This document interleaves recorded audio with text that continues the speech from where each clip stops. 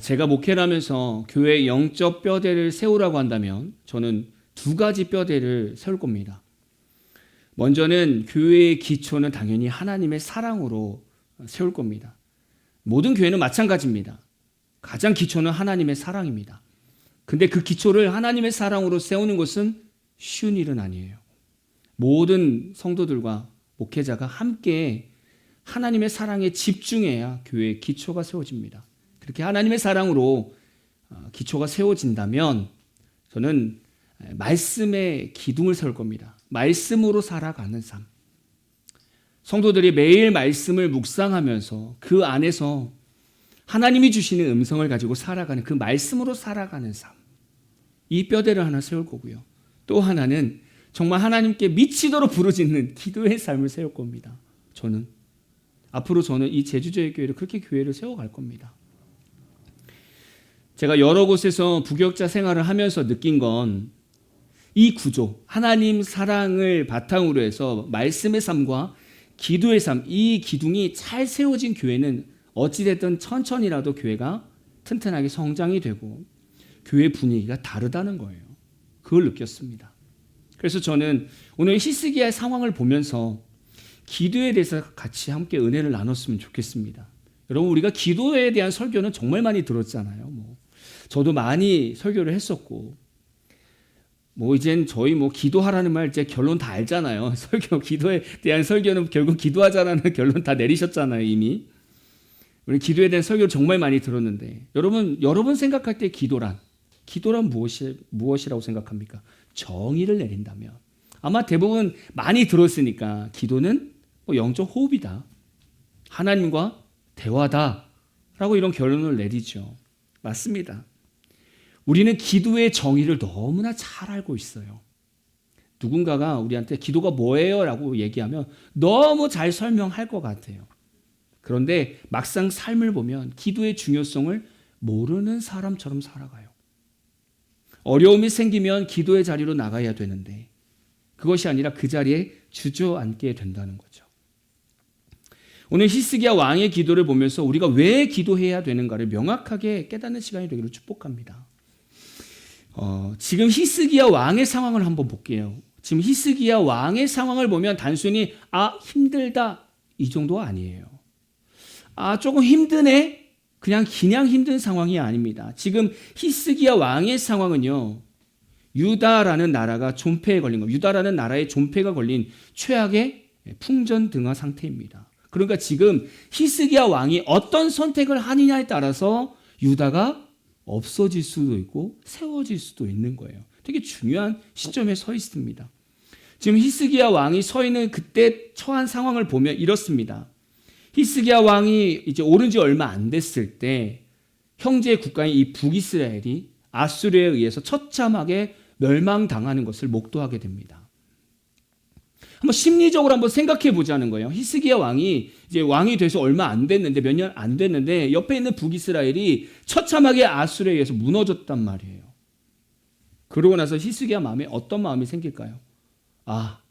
그 다음에 우리구나 라는 스트레스를 받을 거죠. 두려움이 쌓이게 되는 거죠. 그때 당시 아수르는요, 자비가 없는 완전히 정복자였대요. 그냥 무차별하게 다 정복해 가는 거죠. 또 아수르 왕 사네림은 유다의 수도 예루살렘만 남겨두고 주변의 모든 견고한 성읍들을 다 차례로 점령했습니다. 그러니까 그때 상황을 보면 예루살렘은 이제 거대한 바다 위에 떠 있는 작은 섬처럼 된 거예요. 그냥 둥둥 떠 있는 겁니다. 도망할 곳도 없고 도움을 요청할 이웃 도시도 다 사라진 상태인 거예요. 점점 우리의 인생과 점점 비슷하지 않습니까? 다 막힌 상태. 또 히스기야는요, 처음에 조공을 바쳐서 이 위기를 좀 모면해 보려고 했습니다. 성전 기둥에 막 금까지 벗겨가지고 아수르한테 줬지만 아수르는 만족하지 않았어요. 이때 당시에 히스기야 왕이 드렸던 게 은 300달란트, 금 30달란트를 바쳤어요. 근데 사네림은 그걸 받고 나서 입 닦았어요. 다시 군대를 보내게 됩니다. 돈으로도 해결이 안 되는 문제가 있다는 거예요. 그리고 더 고통스러운 거는 아수르의 군대 지휘관 랍사게가 히스기야와 이 백성들의 신앙을 계속 조롱하는 거예요. 랍사게가 유다 말을 하는 거예요. 유다 말로 계속 왕에 대한 신뢰를 계속 깨뜨리는 거죠. 자기들로 말로 하면 얼마나 좋겠습니까? 그럼 백성들이 못 알아듣잖아요. 예를 들면 이럴 것 같아요. 우리 제주도에 예를 들면 프랑스 군대가 쳐들어왔습니다. 그래서 그 장관이 와서 여기 제주도 대표와 대화를 하는데, 아니 프랑스어로 하면 얼마나 좋습니까? 우리 못 알아듣잖아요. 그럼 대표만 나가서 프랑스어로 대화하면 되는데 이 장관이 한국말을 너무 잘하는 거야.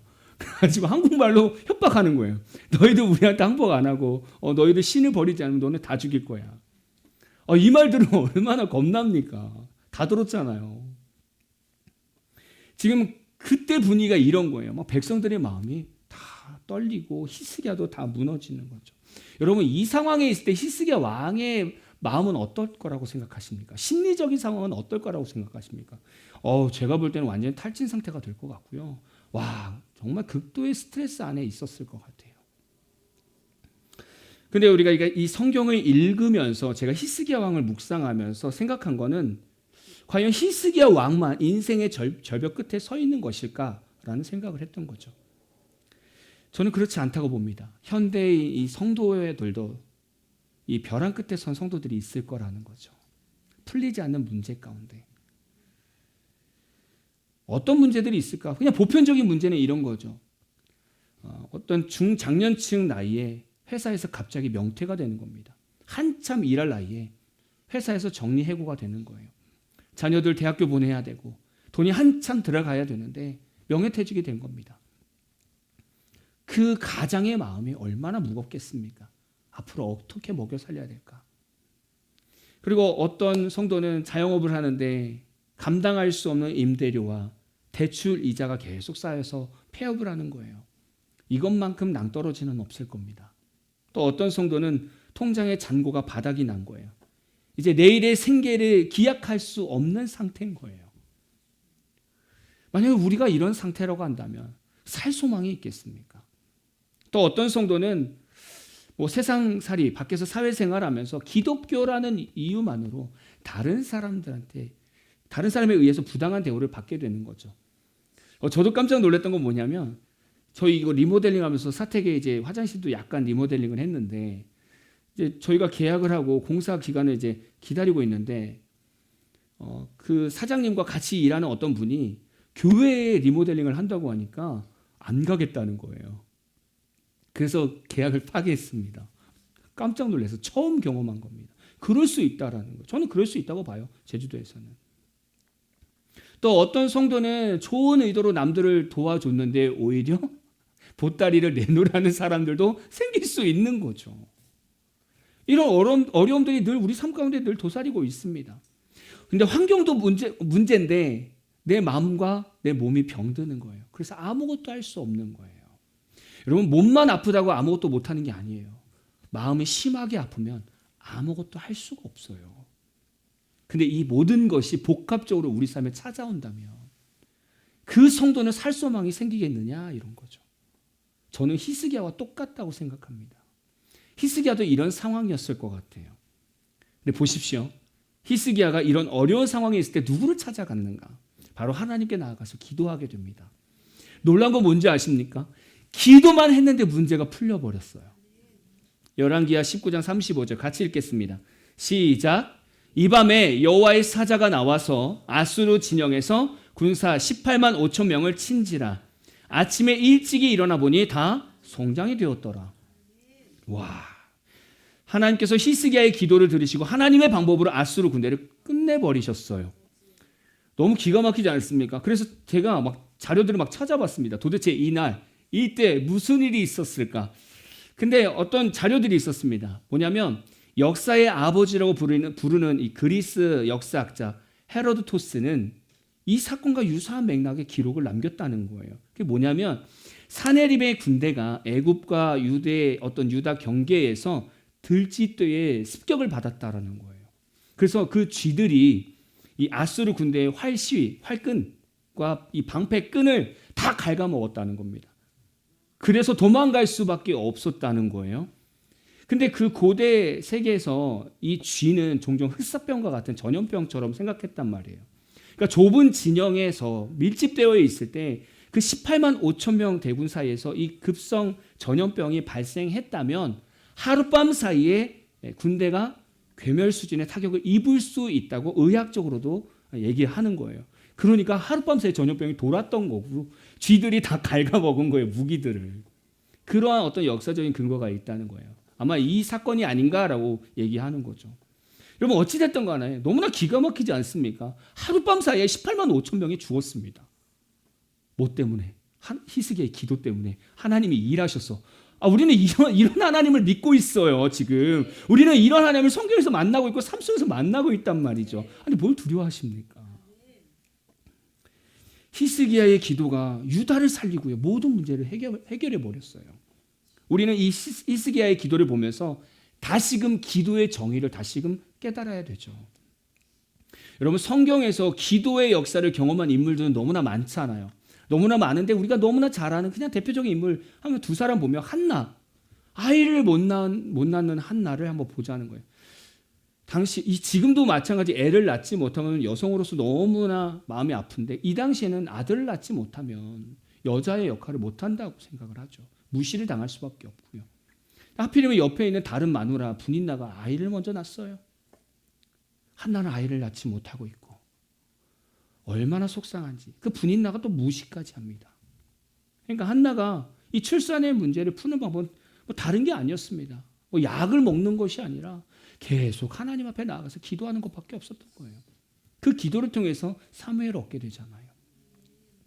또 야베스라는 인물이 있습니다. 야베스는 고통이라는 이름의 뜻으로 불행한 환경에서 태어난 인물입니다. 야베스는 태어났을 때 너는 우리 가족에게 고통을 주는 존재야 라는 이 부정적인 어떻게 보면 이미지를 달고 살아야만 했던 인물이었습니다. 근데 그가 성경에서 뭐라고 써 있냐면 그의 형제보다 귀중한 존재라고 써 있어요. 근데 이렇게 바뀐 이유는 야베스가 하나님께 기도합니다. 하나님께 이 지역을 넓혀주시고 환란을 벗어나게 해달라고 기도하는 거예요. 그 기도를 통해서 고통이라는 그 이름의 뜻의 삶을 끊고 귀중한 인생을 살더라는 거예요. 이런 말씀을 봤을 때 그러면 기도는 분명 하나님과 인간 사이에서 어떠한 특별한 의미가 있겠구나라는 거죠. 그래서 우리는 오늘 하나님께 기도하는 삶을 다시금 돌아봐야 돼요. 여러분 기도란 무엇일까를 생각해 봐야 되고요. 우리가 기도할 때 어떤 상태일까? 또 우리가 기도했을 때 하나님은 우리의 기도를 들으셨을 때 어떠한 마음으로 들으실까? 이 모든 것들을 같이 생각해 봤으면 좋겠습니다. 여러분 기도라는 것을 국어사전을 보니까 이렇게 말하고 있더라고요. 인간보다 능력이 뛰어나다고 믿는 어떠한 절대적 존재에게 비는 일이라고. 이게 국어사전에 나오는 기도의 의미입니다. 그래서 히브리어도 한번 찾아봤습니다. 히브리어에서 기도는 테필라라는 단어를 사용합니다. 여기에는 팔랄이라는 동사를 사용했는데 거기서 유래했는데 팔랄은 본래 재판하다, 중재하다라는 뜻이 있습니다. 그러니까 기도는 단순히 내 요구사항을 나열하는 것이 아니라 하나님의 공의로운 판결 앞에 나를 세우는 과정이라는 거예요. 그러니까 히스기야가 아수르의 편지를 받아서 하나님 앞에 가져갔을 때 하나님 이 상황을 보시고 재판해 주십시오 라고 요청하는 거예요. 히스기야의 기도는 이런 의미라는 거예요. 그래서 기도는 내 문제의 재판권을 하나님께 이양하는 겁니다. 그게 기도인 거예요. 그게. 그러니까 우리가 기도하지 않는 것은 이 땅에서 내가 경험한 지식으로 내가 경험해보지 못한 미래의 어떤 문제를 내 판단으로 해결해 보겠다는 거예요. 그래서 그게 교만이라고 얘기하는 거예요. 여러분 이 땅에서 우리가 옳고 그름을 누가 판단할 수 있겠습니까? 여러분의 판단을 다 믿으십니까? 저는 제 판단을 다 믿지는 못해요. 저는 제가 다 옳다고 생각하지는 않습니다. 만약 우리가 무언가를 판단한다면 그 판단은 우리 욕심에서 올라왔을 거예요. 왜냐하면 다 내 중심적으로 판단을 하거든요.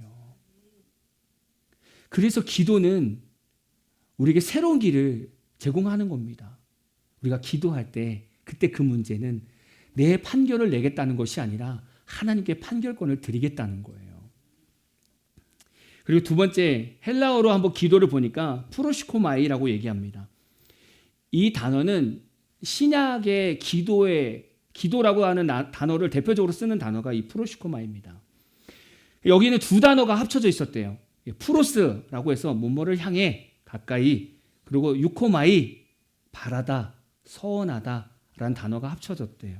그래서 어원적인 뜻을 보면 그분의 얼굴을 향해서 나아가다 라는 뜻입니다. 그러니까 기도라는 것은 단순히 그냥 멀리서 소리를 외치는 것이 아니라 하나님의 얼굴 바로 앞까지 다가가서 하나님과 대면하는 상태인 거예요. 우리가 그냥 기도할 때 허공에다 대고 막 그냥 외치는 게 기도가 아닌 거예요. 기도를 하면서 하나님의 대면으로 계속 대면하기 위해서 계속 앞으로 나가는 거예요. 하나님 얼굴 앞에. 그게 기도인 거예요. 그러니까 우리가 기도하면서 하나님의 얼굴을 봐야 돼요. 그냥 내가 교회 와서 막 소리 지르면서 기도 다 했어. 내가 원하는 거 다 했어. 그러고 돌아가는 것이 기도가 아니라 내가 기도하면서 나의 판결권을 하나님께 이양하면서 내 시선이 하나님께 계속 가는 것이 기도라는 거예요. 그러니까 히스기야가 성전으로 올라가서 하나님 앞에 직접 나아간 이 행위가 이 프로시코마이의 대표적인 모습이라는 거예요. 기도는 문제에 집중하는 것이 아니라 그 문제를 들고 계신 하나님께 집중하는 게 기도예요. 근데 우리 기도 어떻게 합니까? 문제에 집중하잖아요. 하나님, 이게 문제고요. 이게 어렵고요. 이게 풀어줘야 됩니다. 문제에 집중하잖아요. 근데 그게 기도가 아니라는 거예요. 기도는 그 문제를 들고 계신 하나님을 대면하는 거예요. 하나님, 이런 문제가 있는데 하나님은 어떻게 생각하십니까? 이게 대면이잖아요. 그렇죠? 우리는 이렇게 기도해야 된다는 거예요. 또 기도라는 헬라어 다른 단어가 있습니다. 데시스라는 단어인데 여기에는 데오라는 단어에서 유래한 단어인데 묵히다, 그다음에 필요로 하다라는 뜻입니다. 이거는 더 절박한 상황인 거예요.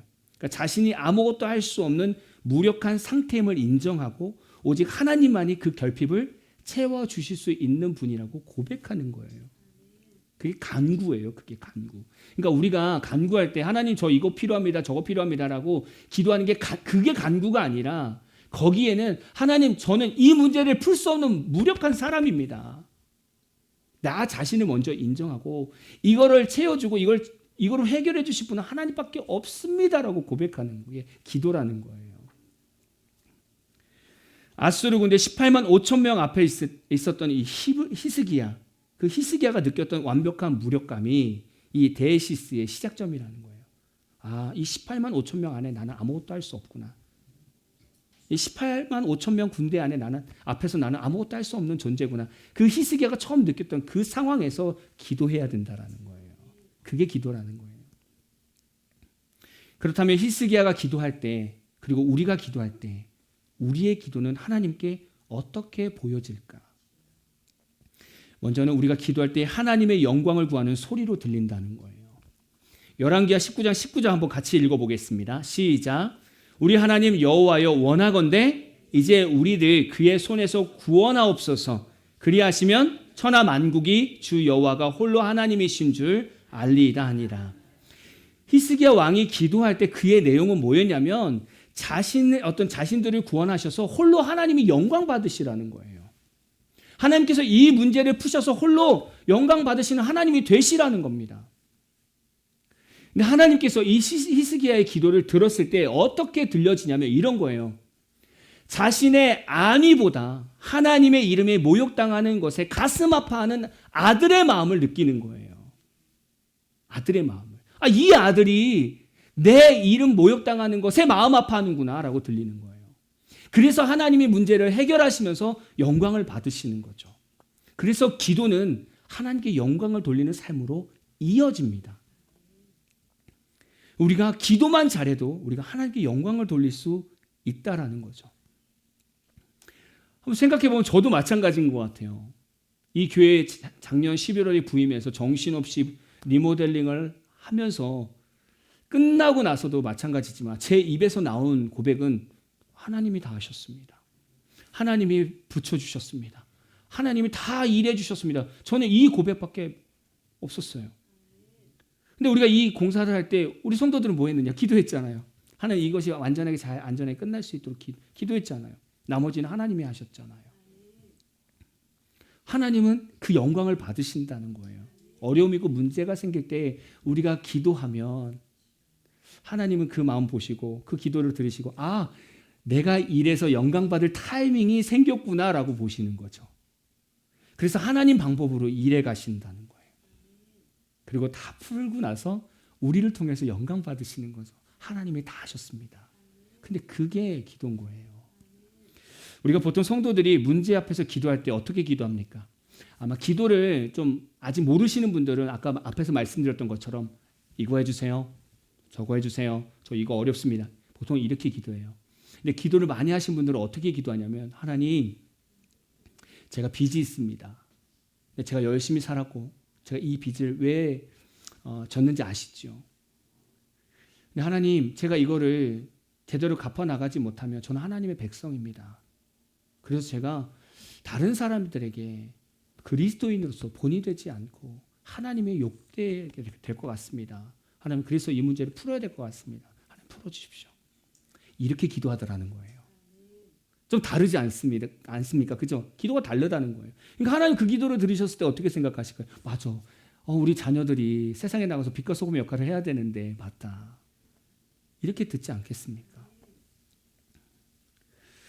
이처럼 히스기야 왕이 기도했던 것은 바로 이겁니다. 하나님의 영광을 돌리기 위해서 기도했다는 거예요. 하나님도 그렇게 받으신 거예요. 두 번째 의미는 뭐냐면 기도는 하나님을 전적으로 신뢰하는 소리로 들렸다라는 거예요. 히스기야 왕이 아수르의 막강한 군사력 앞에 굴복하지 않고 편지를 가지고 와서 하나님 앞에 딱 앉아서 하나님 저 이거 해결해 주십시오.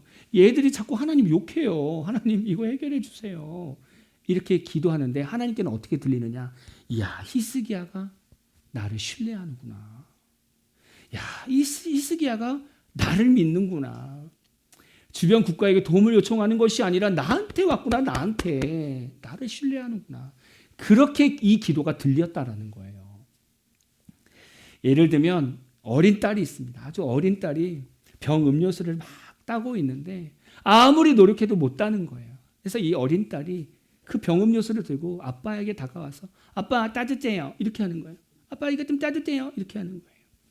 자, 이 모습을 본 아빠의 마음은 어떨까요? 제가요 상상을 해봤습니다. 아들만 키운 제가 딸이 저한테 와서 아빠 따뜻해요. 이렇게 하는 그 모습을 상상해봤습니다. 제 마음은 없어졌습니다. 다 녹아버렸어요. 저 육체까지 다 녹아버렸습니다. 너무나 행복할 것 같아요. 저희 아들들도 달달했는데 딸은 더 달달하잖아요. 그러니까 쓰러졌을 것 같아요. 너무 이뻐서 쓰러졌을 것 같아요. 네, 상상만 해봤습니다.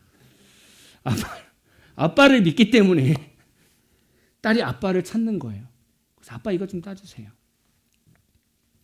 우리가 하나님한테 아버지라고 부르면서 기도할 때 하나님은 뭐라고 대답하냐면 그래 내가 여기 있어. 내가 여기 있어. 그래 너 못하는구나. 너 못한다고 고백하는구나. 괜찮아. 네가 나를 신뢰하는구나. 네가 나를 드디어 믿는구나. 내가 일할게. 내가.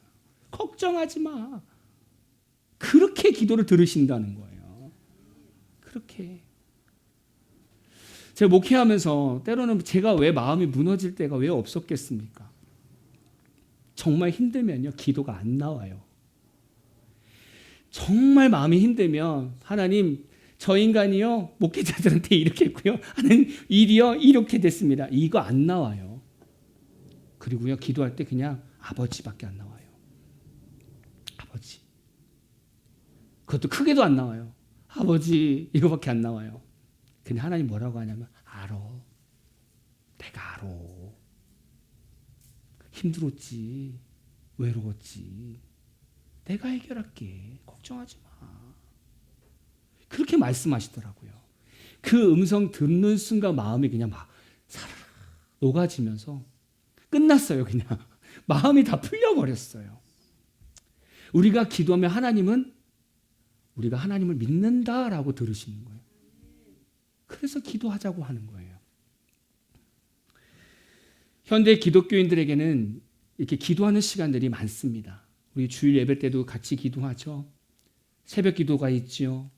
수요 예배 기도도 있죠. 어떤 교회는 금요 심야 기도회까지 있습니다. 우리에게는 여러 기도 시간들이 있단 말이죠. 과연 우리는 이 기도 시간을 어떻게 보내고 있느냐 이거죠. 우리가 하나님께 기도할 수 있는 그 시간에 진심을 다해서 하나님께 기도하고 있었는가? 앞에서 고백하는 것처럼 하나님, 나의 판결권을 하나님께 이양합니다. 하나님의 얼굴을 보고 싶고, 하나님, 저는 무력합니다. 하나님의 도움이 필요합니다. 이 마음으로 우리가 매 기도 시간에 임했을까라는 생각을 해보게 됩니다. 저는 지금 이 교회에 기도의 불을 피우고 있고 피우고 싶습니다. 그러나 이건 저 혼자 감당하기 너무나 어려운 길인 것 같습니다. 얼마 전에 새벽에 어떤 젊은 성도님이 오셨어요. 새벽에. 근데 그 전날 저한테 DM을 보내셨어요. 인스타로. 새벽 예배 몇 시인가요? 알려드렸어요. 그리고 오셨어요. 그러고 나서 한 번 오시고 안 오셨어요. 뭐 그러실 수 있어요. 근데 그걸 본 제가 이제 담임자 입장에서 마음이 참 아픈 거예요. 그래서 두 가지 생각이 들었습니다. 첫 번째는 내 새벽 설교가 부족했구나. 이 생각을 첫 번째 했어요. 왜냐하면 새벽에는 딱 10분 전하거든요. 말씀을. 딱 10분 전하고 그냥 기도할 거리만 딱 주제만 주고 기도하거든요. 근데 두 번째 느낀 마음은 아직 이곳에 기도의 불이 약했구나라는 생각이 들었어요. 저는 그 성도 입장에서 한번 생각해 봤습니다. 딱 들어왔는데 넓은 공간에 딱 목회자 가족 4명만 앉아서 기도하고 있는데 얼마나 뻘쭘하겠습니까? 얼마나. 저도 충분히 이해가 됩니다. 충분히. 그럴 수 있다고 생각합니다. 그러면서 저는 다시 한번 결단한 게 뭐냐면 하나님, 저 이 교회 기도의 불바다로 만들고 싶습니다. 이런 결단을 하게 됐어요. 다시 말하면 우리 모든 성도들이 자신의 모든 일의 판결을 다 하나님께 날마다 고하는 그런 성도가 되고, 문제의 주권자가 하나님 앞에 있음을 날마다 고백하고, 나의 결핍을 채우신 하나님께 매달리는 그런 성도와 교회가 되고 싶습니다라고 그렇게 마음을 먹었습니다. 저는 이 일을 위해서 이 교회에 온 것 같아요.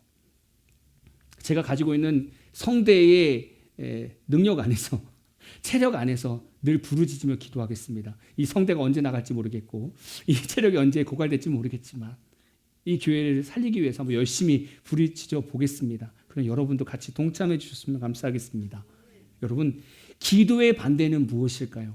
제가 묵상해 보니까 하나가 딱 생각났어요.